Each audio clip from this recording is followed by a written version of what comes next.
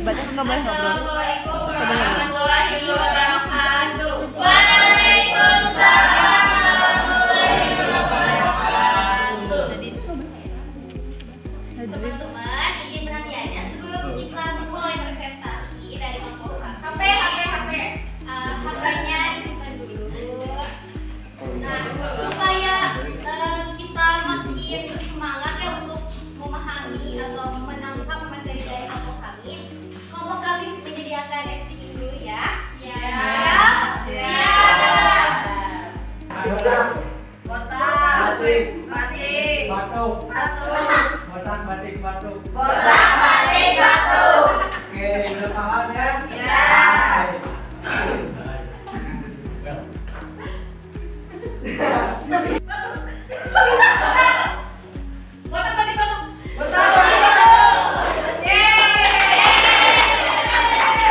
Pertama-tama kami panjatkan puji dan syukur kepada Allah Subhanahu wa Ta'ala, yang dimana atas berkah dan hikmahnya kita dapat berkumpul pada perkuliahan hari ini.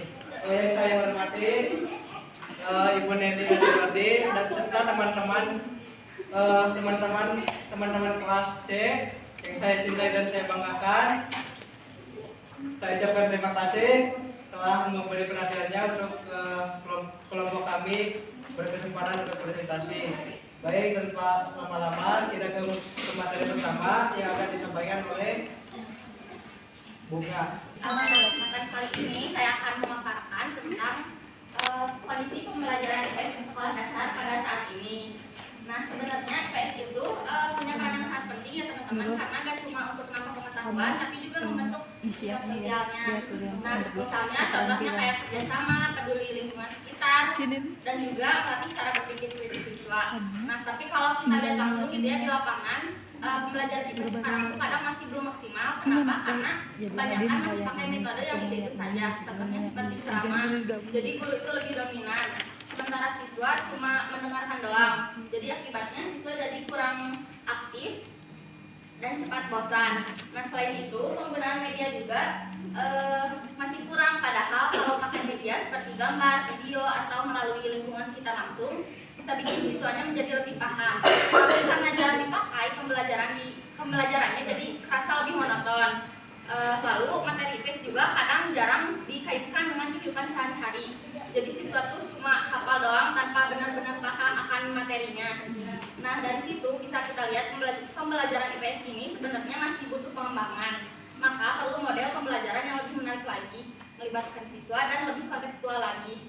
Nah, contohnya nanti ada materi pada PBL dan PJBL yang akan dijelaskan di materi terakhir. Untuk materi selanjutnya ada permasalahan pembelajaran dalam pembelajaran IPS di SD yang akan disampaikan oleh Saya akan menjelaskan tentang permasalahan dalam pembelajaran IPS di SD. Untuk yang pertama ada pembelajaran masih berpusat pada guru. Nah, jadi teman-teman, di sini guru yang lebih banyak berbicara gitu. Jadi sementara siswanya hanya mendengarkan. Contohnya seperti guru tuh sedang menjelaskan, tetapi siswanya tuh cuma hanya diam, duduk, mendengarkan, lalu mencatat saja gitu. Nah, akibatnya siswa itu lagi cepat bosan dan juga merasa bahwa pembelajaran IPS ini sangatlah membosankan. Lalu yang kedua adalah siswa kurang aktif dan pembelajaran kurang bermakna. Maksudnya teman-teman, siswa jarang ikut berbicara atau bertanya gitu. Jadi belajarnya terasa kurang penting gitu ya bagi mereka. Contohnya seperti saat guru bertanya nih, siapa yang pernah pergi ke pasar? Lalu siswa itu malah diam saja gitu. Padahal kan siswa tersebut tuh pernah ya ke pasar dan juga mengetahui apa itu pasar. Cuman karena tidak terbiasa untuk berbicara dan juga menjelaskan di depan kelas, mereka tuh jadi tidak berani gitu ya. Lalu yang ketiga adalah materi IPS dianggap membosankan dan banyak hafalan. Karena siswa hanya diminta menghafal saja tanpa memahami apa yang mereka pelajari. Contohnya seperti siswa itu disuruh untuk menghafal nama-nama tokoh, tetapi tidak dijelaskan kembali perjuangan-perjuangan tokoh tersebut gitu. Nah, siswa itu akan lebih cepat lupa dan juga merasa pelajaran IPS sangat-sangat membosankan. Lalu yang keempat adalah rendahnya keterlibatan siswa karena dominasi guru.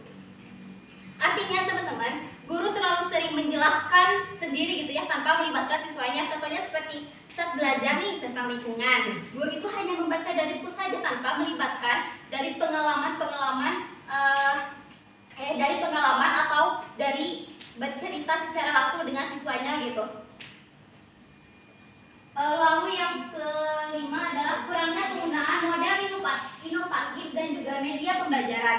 Artinya teman-teman, cara mengajar gurunya itu masih itu saja gitu. Jadi kurang menarik. Contohnya seperti guru itu hanya menggunakan pembelajaran menggunakan buku saja tanpa menggunakan media video, audio, visual, atau menggunakan permainan-permainan yang ada.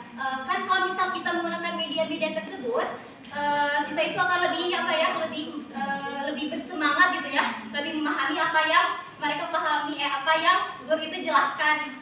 Lalu yang keenam adalah pembelajaran belum konseptual dengan kehidupan nyata.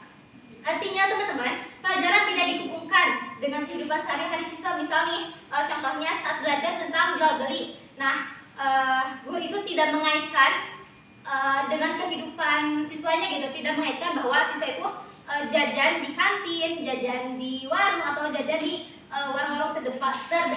Akibatnya teman-teman, siswa itu jadi merasa bingung gitu dan juga sulit memahami materi yang mereka dapatkan. Nah, teman-teman, dari permasalahan-permasalahan tersebut tentunya ada dampak serta solusinya. Di sini saya akan menjelaskan dampaknya, yaitu ada 3. Yang pertama adalah siswa kesulitan mengaitkan materi dengan kehidupan sehari-hari.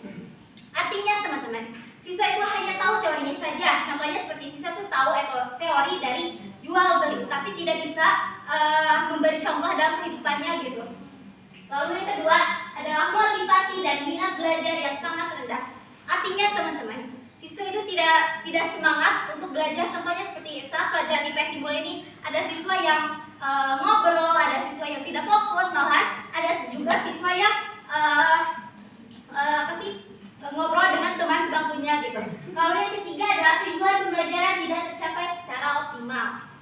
Artinya teman-teman, pembelajaran belum berhasil dengan baik. Contohnya seperti siswa itu bisa menjawab soal ini, tetapi ketika dijelaskan kembali atau ketika disuruh menjelaskan kembali, siswa itu tidak bisa untuk menjelaskannya. Lalu yang terakhir adalah solusi.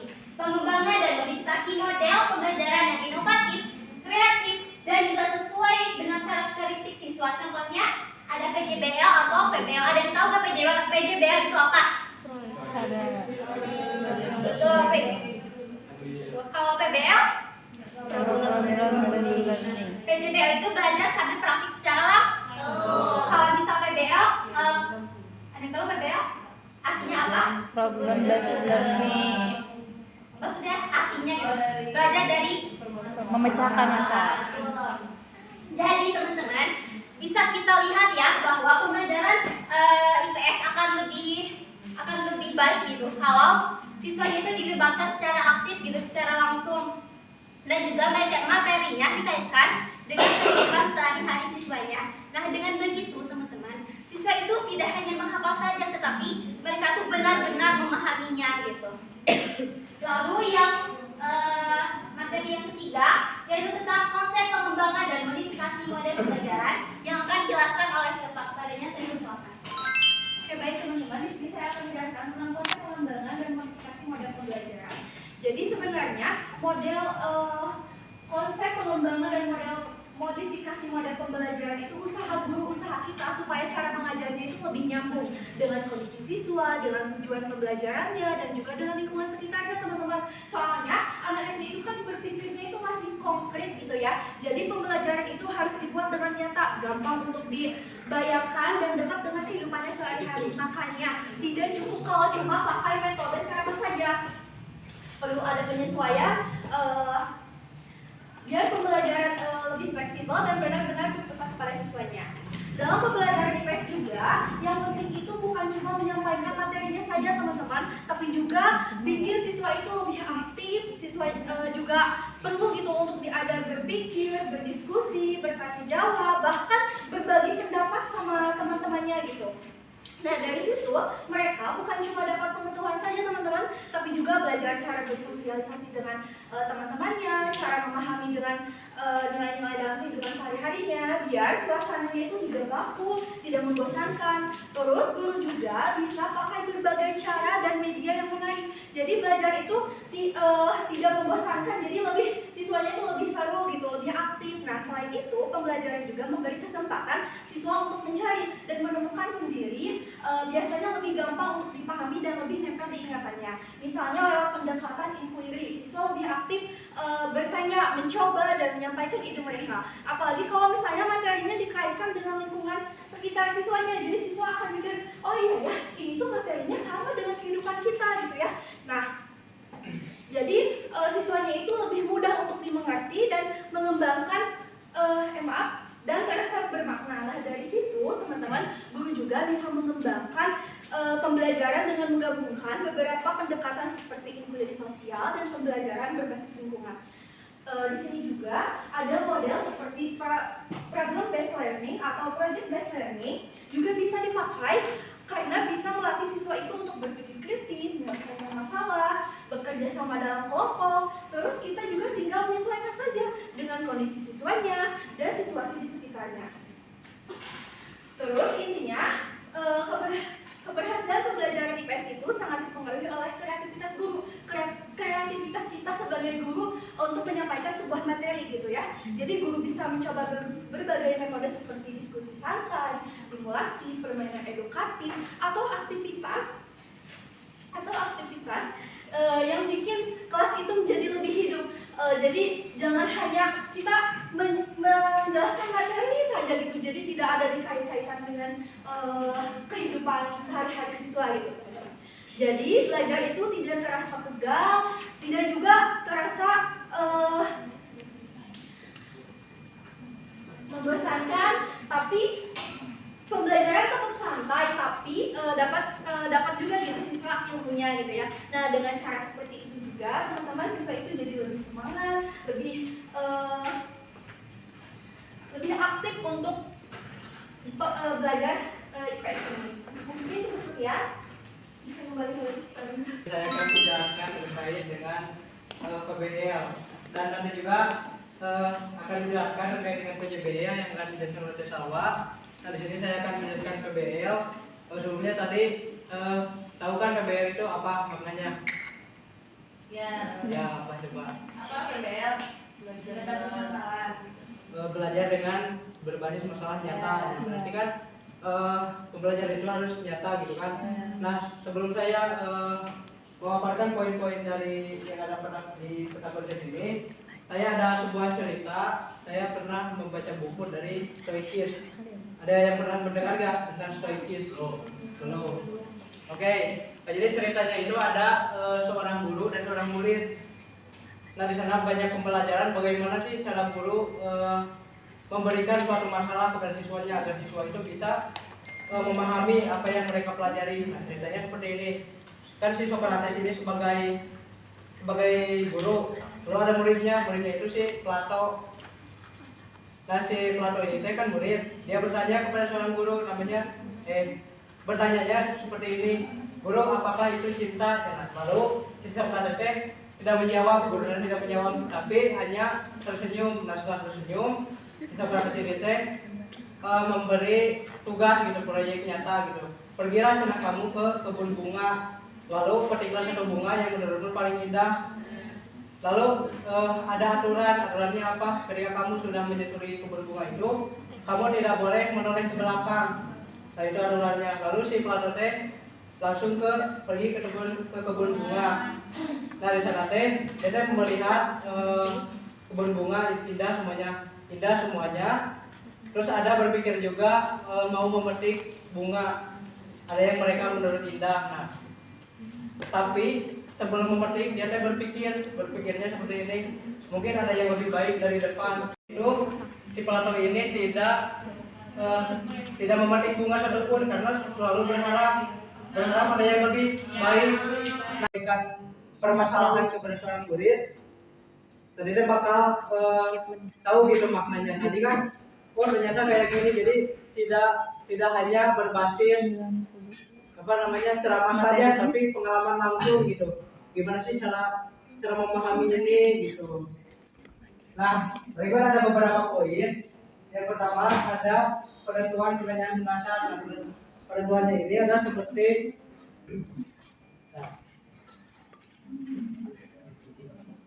yang pertama itu orientasi masalah. Nah, di poin ini guru memberikan masalah yang dekat dengan kehidupan siswa. Kalau dicontohkan seperti banjir misalnya, nah dalam banjir itu ditugaskan ke siswa kenapa banjir itu bisa terjadi. Nah itu ditugaskan ke siswa. Lalu ada langkah keduanya itu mengorganisasi siswa. Nah langkah selanjutnya siswa dibagi ke dalam kelompok seperti saat bekerja bakti di kampung pasti ada pembagian tugas, ada yang nyapu dan ada yang buang sampah. Nah pengelompokan ini sangat penting karena pada hakikatnya kan manusia itu makhluk sosial. Nah dalam poin kedua ini, jadi si siswa itu belajar untuk bagaimana berkomunikasi, lalu bagaimana bekerja dalam tim. Lalu poin yang kedua, yang ketiga membimbing penyelidikan. Nah dalam poin ini siswa itu dibimbing untuk mencari data. Datanya seperti apa? Seperti kayak di buku atau wawancara langsung. Nah seperti itu. Lalu yang keempat, mengembangkan dan menyajikan hasil. Nah poin keempat ini seperti siswa itu diberi kesempatan untuk menampilkan apa yang mereka ketahui, apa yang mereka temukan, seperti kita sekarang kan lagi presentasi. Nah ini lagi menjadikan hasil. Lalu kemudian yang kelima, menganalisis dan mengevaluasi. Nah poin kelima ini sangat penting karena kita harus mengetahui apa sih yang kurang, apa sih yang perlu diperbaiki. Nah seperti itu. Oke, cukup sekian pembahasan dari saya. Saya kembalikan kepada Renal.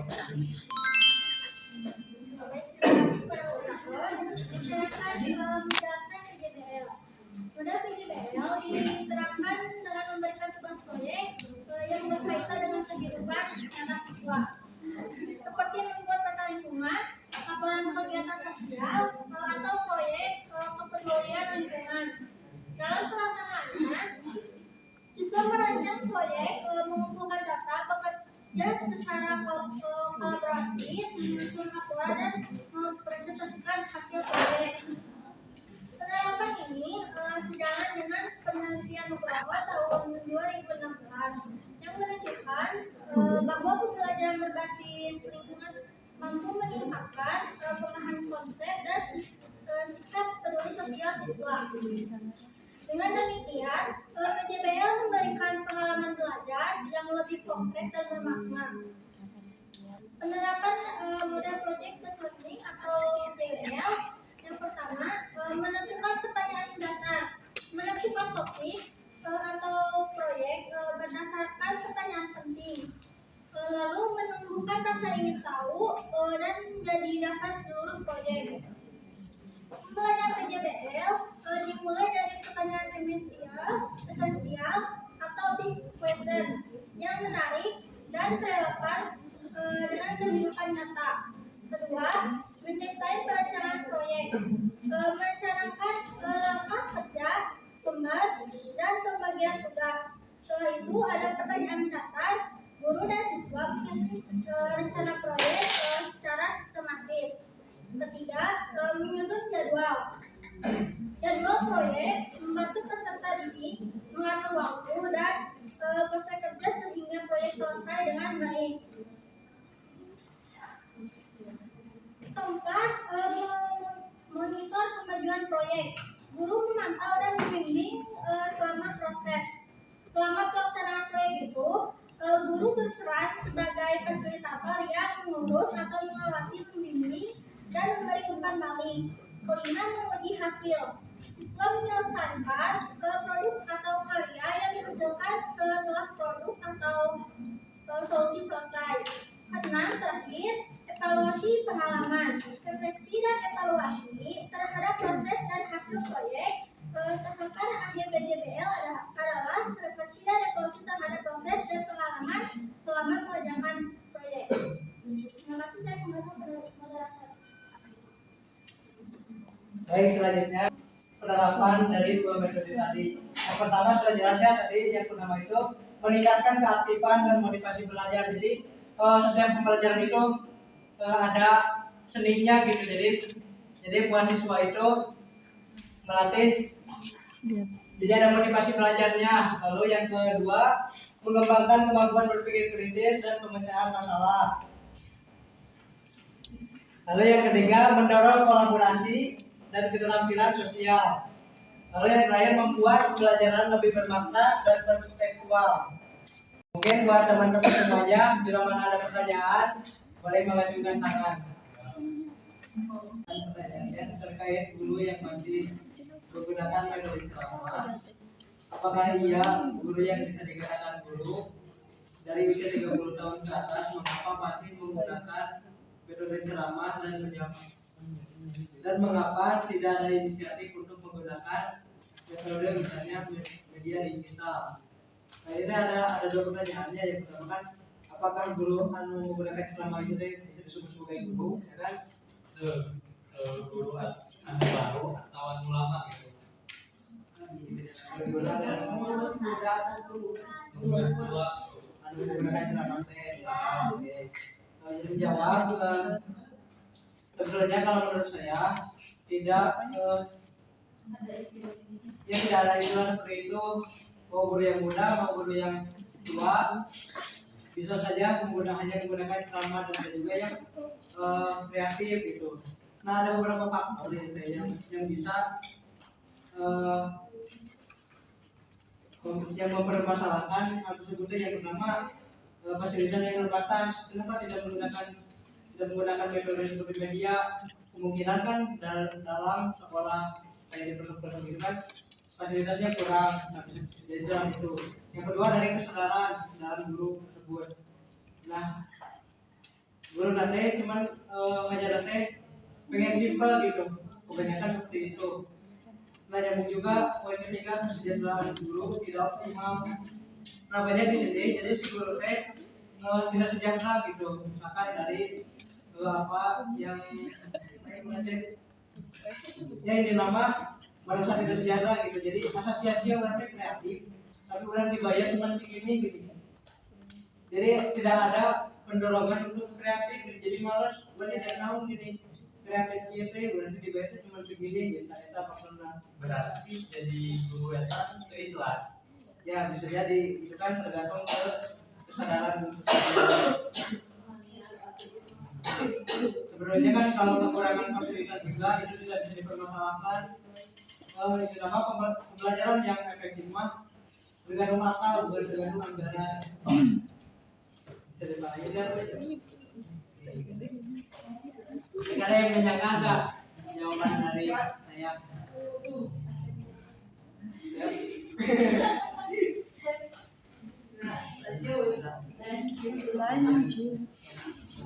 Oke, di sini saya akan menjawab pertanyaan dari dia. Kan cina pertanyaannya, kalau misal pembelajaran tersebut harus ke pasar nih, tapi si gurunya tuh enggak untuk ke pasar, malas gitu ya. Nah, kita materi tersebut kan termasuk ke dalam PJBL ya, atau belajar seni praktik secara langsung gitu. Tapi tidak dilaksanakan gurunya karena ada beberapa faktor atau karena gurunya malas gitu. Nah, kita libatkan saja kalau misal dalam satu ruangan nih kita buat pasar-pasaran. Misal ada penjualnya, lalu ada pembelinya. Nah, kita lalu kita jelaskan kepada siswanya bahwa pembelajaran secara praktik itu tidak selalu harus datang ke lokasinya. Kita buat aja di dalam kelas gitu ya. Jadi kayak buat pasar-pasar kecil-kecilan gitu. Ya, jadi bisa aja ya, jadi siswanya bisa langsung membayar. Iya, gitu. Jadi kita kasih misal kita jual beli tentang pensil, tentang pengukus lah gitu. Lalu membuatlah kayak uang-uangan kecil-kecilan. Uang tersebut bisa kita pakai dengan barang-barang bekas gitu. Jadi ajak siswa itu belajar secara langsung.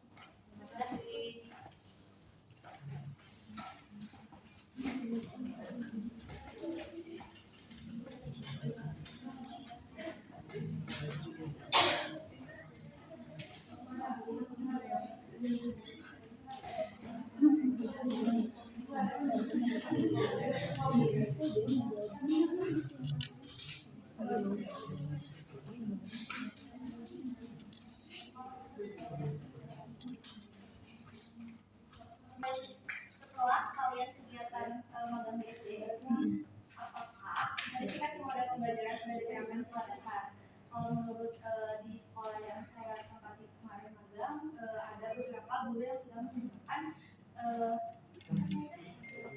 modifikasi pada pembelajaran gitu. Soalnya kembali lagi ke gurunya gitu ya teman. Jadi gimana cara mengajarnya itu lebih nyambung dengan kondisi siswanya gitu. Jadi makanya juga tadi aku sebenarnya nyambung ini kan pertanyaan dari Sekar sama dari Jadi menyesuaikan ini yang gimana lama gitu, gimana terjadi. Kumaha dulu ya, gimana dulu biar sesuai kondisi siswanya.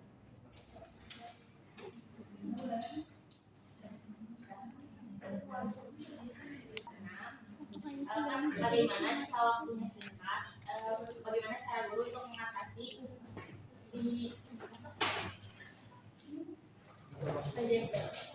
proyek besoknya itu. Nah kan sebelum melakukan pelajaran, guru kan pasti seharusnya sudah punya rancangan yang RPP gitu, kan guru sudah punya pegangan buat lihat, jadi waktunya itu kan pasti sudah ditentukan. Nah kalau waktunya gak cukup, guru bisa lanjutkan lagi ya selanjutnya, tapi bukan untuk IPR kan, tapi dibahas lagi gitu. Jadi ini jawab pertanyaan dari Okta. Bagaimana cara guru mengevaluasi keberhasilan model dalam pembelajaran di SD? Nah, kita lihat dulu ya. Kalau misal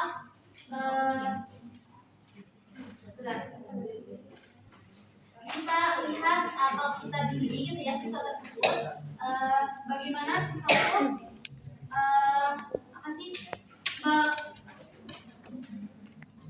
membimbing data atau melihat data siswa tersebut, apakah sudah sesuai dengan permasalahan yang diberikan oleh gurunya. Misalnya ada beberapa faktor.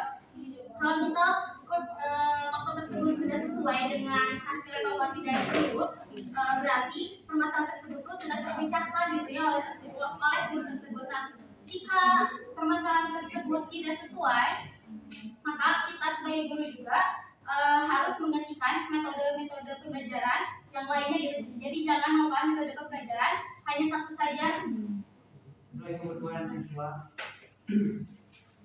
Jadi kan misalkan dalam apa yang diambil data siswa, jadi ketika kita mendengarkan apa saja ini datanya. Nah kalau kita sudah mendengarkan, pasti kita juga bakal tahu mana yang datanya lengkap dan tidak. Nah di sana kita bisa mengevaluasinya dari hasil dari data yang dibawa si siswa itu.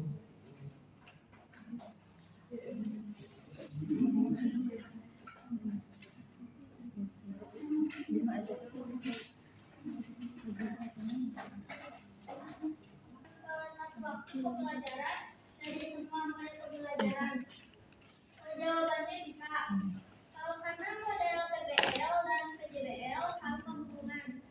Ini kan ada dari orientasi PBL, ada menjadikan masalah, kemudian dari PJBL termasuk model proyek. Lalu proyek tersebut pasti ada sebuah masalah yang saling berkaitan antara PBL serta PJBL.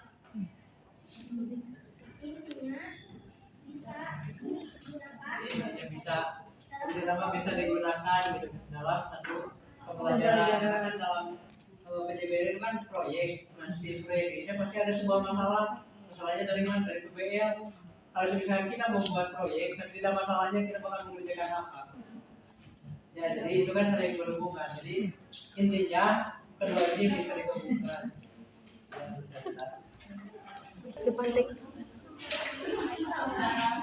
Jadi kesimpulan dari materi yang tadi ya, pengembangan modifikasi model pembelajaran SD diperlukan untuk mengatasi berbagai permasalahan pembelajaran.